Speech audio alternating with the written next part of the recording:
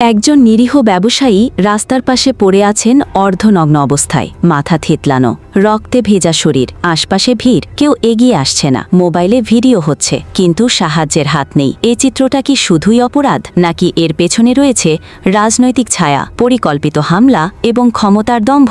তদন্তে উঠে আসে পাথর ছুঁড়ে মারার মুহূর্তে যে তিনজন সোহাগের চারপাশে ছিল, তাদের একজন মঈন, যিনি একাধিকবার স্থানীয় বিএনপি কমিটির মিটিংয়ে উপস্থিত ছিলেন। তার রাজনৈতিক ছবি, পোস্ট এবং লাইভ ভিডিওর ডেটা মিলিয়ে নিশ্চিত হয়ে যায় তার পরিচয়। আর একজন রক্তি, যার নামে আগেও স্থানীয়ভাবে চাঁদাবাজি ও হুমকির অভিযোগ রয়েছে। মোবাইল কল ট্র্যাকিংয়ে স্পষ্ট হয়, ঘটনার আগের রাতেই তাদের মধ্যে পরিকল্পনার বার্তা চালাচালি হয়েছিল।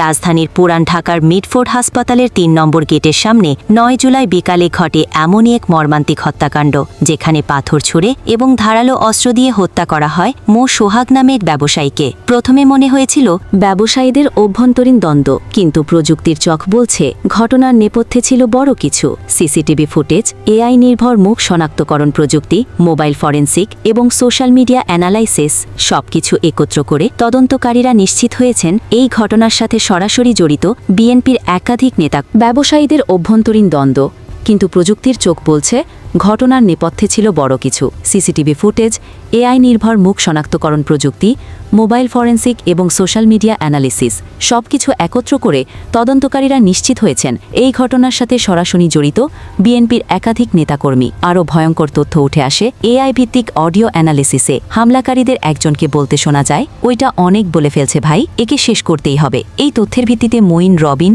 মহিন, জনি এবং মোহ টিটন গাজী নামে মোট ৫ জনকে গ্রেপ্তার করা হয়েছে। এদের মধ্যে অন্তত ৩ জন বিএনপি রাজনীতির সাথে সক্রিয়ভাবে যুক্ত ছিল বলে গোয়েন্দা সূত্রে জানা যায়। ঘটনার ভিডিও, ছবি, লোকেশন এবং মেসেঞ্জার চ্যাটসহ সমস্ত কিছু প্রযুক্তির মাধ্যমে রিকভার করে তদন্তকারীরা এখন মামলাটিকে স্পেশাল স্পিডি ট্রায়াল ট্রাইব্যুনালে পাঠানোর সুপারিশ করেছে।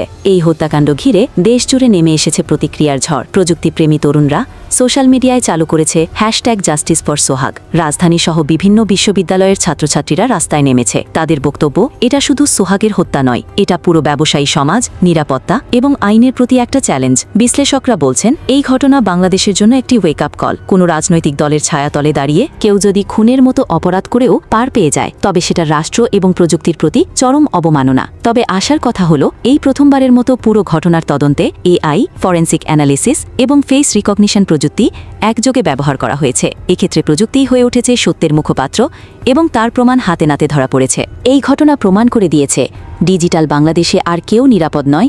যদি সে অপরাধ করে, বিএনপি হোক বা অন্য দল, কেউ প্রযুক্তির চোখকে ফাঁকি দিতে পারবে না। সোহাগের মতো একজন নিরীহ ব্যবসায়ীর মৃত্যুর মাধ্যমে আমরা বুঝে গেছি, অপরাধীরা এখন আর ছায়ার আড়ালে নেই, তারা প্রযুক্তির আলোর নিচে সম্পূর্ণ উন্মোচিত। তবে প্রশ্ন রয়ে গেছে, এই সত্য উদ্ঘাটনের পরও কি আমরা সুষ্ঠু বিচার দেখতে পাবো, নাকি রাজনীতির ছত্রছায়ায় আবারও ধামাচাপা পড়ে যাবে একটা নির্মম বাস্তবতা?